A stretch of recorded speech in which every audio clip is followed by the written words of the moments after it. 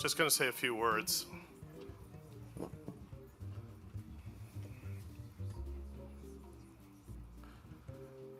Good morning, everyone. It's so good to have you here.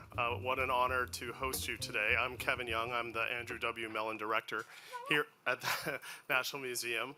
Thank you, Dr. Biden, and thank you, Mr. Emhoff, for coming and gracing us as well. You are here in the special floor, or the top of the building, and as you know, this building really recognizes our connections, which I think are so vast between Africa and America. It's right there in our title. But also, David Ajayi, one of the architects, of course, is Ghanaian, and he designed this building to honor our Yoruban crown. It looks like a crown. Someone, of course, said to me, "Is your building the one that looks like a spaceship?" And I was like, no, it's actually a crown. But it is futuristic. It is thinking about the future as much as we think about the past.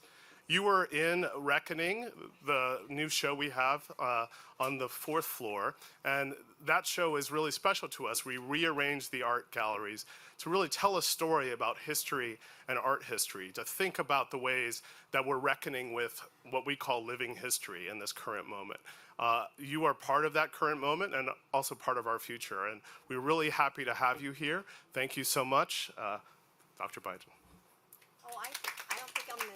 Oh, why don't you speak before I do? No. Oh, you're not going to? Okay. Okay. Anyway, I want to just thank you and welcome you to the National Museum of African American History and Culture. I feel so weird. I'm going to walk out. I'm a teacher. I mean, I just have to walk around.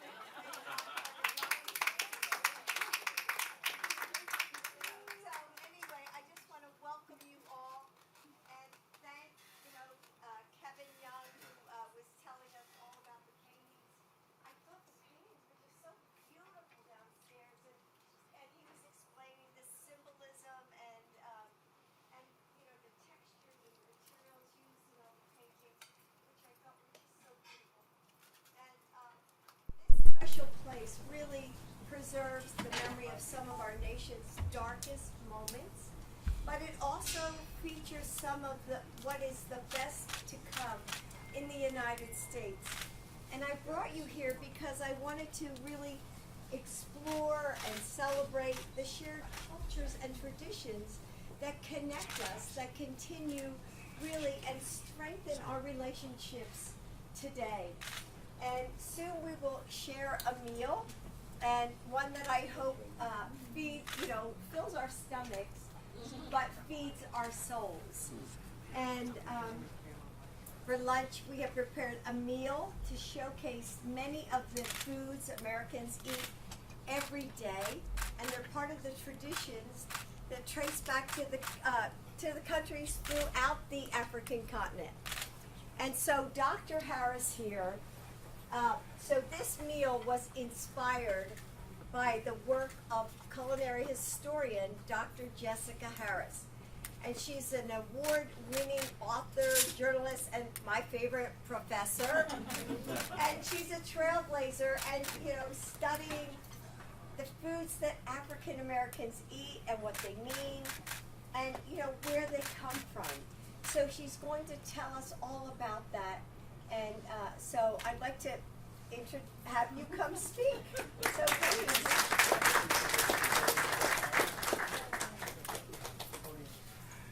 Thank you, First Lady Dr. Biden. Thank you, Second Gentleman Emhoff. Honored guests, I thank you for the invitation to speak regarding our culinary connections. And I do have to say that I, too, am a professor, but I'm an old one with bad knees. So I'm going to stand and grip this so that I can stay up. This is called Sea Changes. Full fathom 5, thy father lies.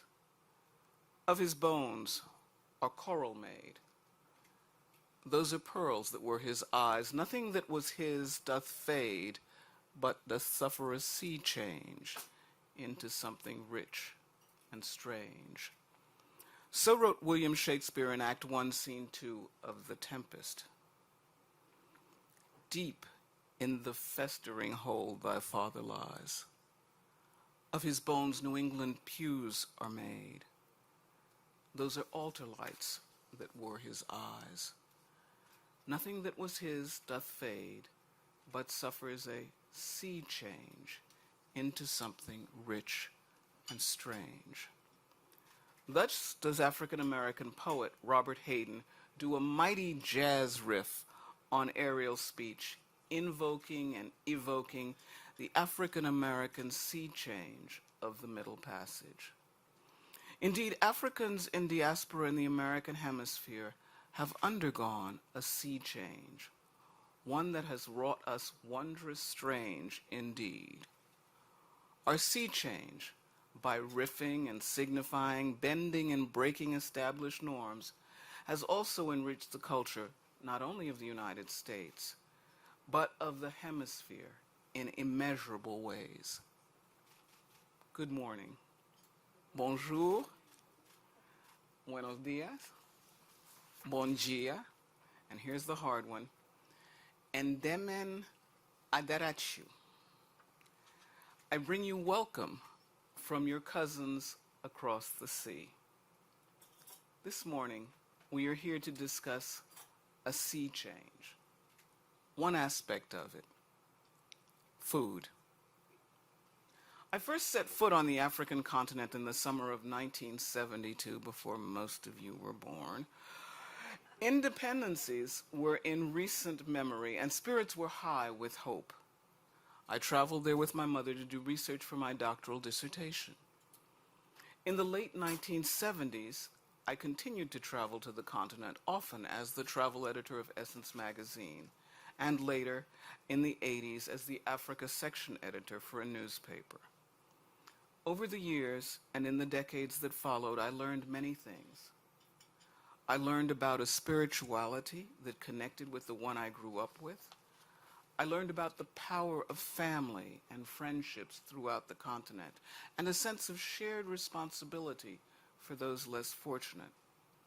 However, the most important thing that I learned was how connected we on this side of the Atlantic are with you on that side. I saw our connections in the way we swagger in the streets. I saw it in the similar gestures in the marketplace. I once saw a lady do that, take a step back, and I knew to back off. We have the same gestures.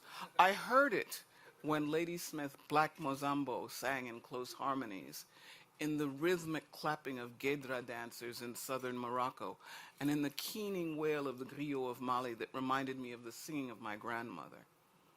I saw it in our shared sense of style, Grand Boubou floating in the Cap Vert breezes, brightly hued bombas in the Dantokpa market, Maasai beaded jewelry in Kenya, Coptic crosses in Ethiopia. Each time that I traveled, I saw our connectedness all around me. I saw it, I felt it, but most importantly, I tasted it. On each and every trip, no matter where I was on the continent, I tasted it in our food. On both sides of the Atlantic, food is our welcome. Our food is the way we share ourselves and the way we share love. We traditionally share it with an open-handed generosity of spirit that is so lavish as to have startled European explorers and travelers. In the United States, and throughout the continent's diaspora in this hemisphere, our food is one of the most powerful of our connectors, and it is the one that brings us here today. Today, we, the relatives on this side of the Atlantic, I was going to say cousins, but then it dawned on me, that's not really a term that's used on the continent. Your brother's son is your son. So we, the relatives on this side of the Atlantic, welcome you and hope that you will taste these connections. More than 2 decades ago, I categorized several tendencies that I felt conjoined the foods of the Creole world of the Atlantic Rim. As I looked at that list again with an eye to speaking with you today, I was struck by how many of those tendencies actually harked back to the African continent and joined our foodways. Some of them were the use of leafy greens. When I think about that, the church is saying amen. Okay, when I think about that, I think of the sosfeuille of Benin and the gomen of Ethiopia, and compare them to our collard greens and mustard greens and turnip greens that we traditionally eat on New Year's Day for folding money. I think of our hopanjan, black-eyed peas and rice, and of chebunyebe, a black-eyed pea and rice dish that startled me in Senegal, and of the wache of Ghana. The abundant use of okra and a taste for the slippery brings back being told about gnawia food, the slippery food of the Empire of Ghana, as it is remembered in Tunisia. I learned about this while eating meloukia in a restaurant in Tunis. I connected that to two things, the aforementioned greens, but also to okra that is used in many of New Orleans' gumbos, and the okra that may be the basis for its name. The Mbundu word for okra, ochingombo, or the Chiluba kingombo, perhaps being the origin of our word gumbo. Our word okra comes from the Igbo, okuru. A preference for rice and an extensive rice kitchen takes me from Charleston's red rice and southern Louisiana's jambalaya, and from there straight to West Africa's jollof rice. And I know better than to discuss where it started because y'all fight about that. A mastery of frying in deep oil and a repertoire of fritters not only reminds me of Louisiana's beignet and cala, but also the inventive ways my mother made me eat leftovers as a child. It also makes me think of puff puff and akara and more. The use of hot sauces as condiments reminds me that I once traveled back to US with a friend who was literally carrying a small suitcase full of homemade hot sauce that she decided she couldn't live without. I'm not going to talk about how she got it through customs, but she got it. I have long said that if there is not a long, thin bottle of hot sauce on the table of an African-American restaurant, that potential patrons should leave. And I hope that there are a few hot sauce bottles around on today's buffet. Hot sauce, though, is a condiment. On both sides of the Atlantic, foods are not necessarily hot, spicy, but well seasoned, and that is another connector. One that makes me think of the small jars of my girlfriend's Ethiopian mother-in-law's berbere that she brings me as gifts. I also think of my pantry filled with other seasonings that I have discovered and adopted, like cubebs called piment pays in Benin, and Morocco's ras al hanout.